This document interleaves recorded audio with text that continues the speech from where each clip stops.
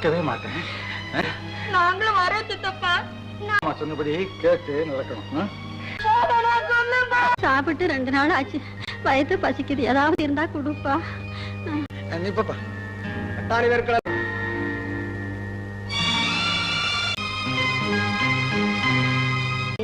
பசியோட இருக்கீங்க.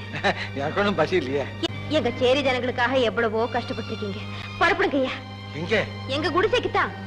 பணம் யார் நிறைய கொடுப்பாங்களோ அவங்களுக்கு தான் ஓட்டு போடணும். எல்லாடி தப்பு அதுல. உன் மேல தப்பு இல்லையா? பணம் குடுக்கறாங்களே அவங்க மேலதான் தப்பு. அப்படி சொல்லுங்க. பணமா பசி தீக்குமே. அப்படியா? ஆமா, எலெக்ஷன் எத்தனை வருஷத்துக்கு ஒரு தடவை வருது? 3 வருஷத்துக்கு ஒரு தடவையும் வருது, 5 வருஷத்துக்கு ஒரு தடவையும் வருது. பசி எத்தனை வேலை வருது? ஒரு நாளைக்கு 3 வேளை வருது. 3 வேலை வருதா? ஆமா, அந்த ஓட்டுக்கு எவ்வளவு பணம் கொடுப்பாங்க? 5 கொடுப்பாங்க, 10 கூட கொடுப்பாங்க. 10 ரூபாய் கொடுக்காம வச்சுக்க. எத்தனை வேலை சாப்பாட்டுக்கு அது உதவும்? ஒரு நாள் 2 நாளைக்கு ஆகுங்க. அப்புறம் வருஷம் பூரா என்ன பண்ண போறேன்? யாருக்கு இங்க ஓட்டு போடுறது? சமயம் வரும்போது ஐயாவே சொல்லி கொடுப்பாரு. இப்போ உங்க கவுன்சிலர் கூப்பிட்டு கவுன்சிலரா அவர்கிட்ட சொன்னா ஆகட்டும் பார்க்கலாம் அப்படின்னு பாத்துக்கிட்டே இருக்கா. தேர்தல்ல உங்கள யாராவது நின்னுடுங்க. அடே அப்பா, நல்ல வாழாட திறமை இருக்கணும்.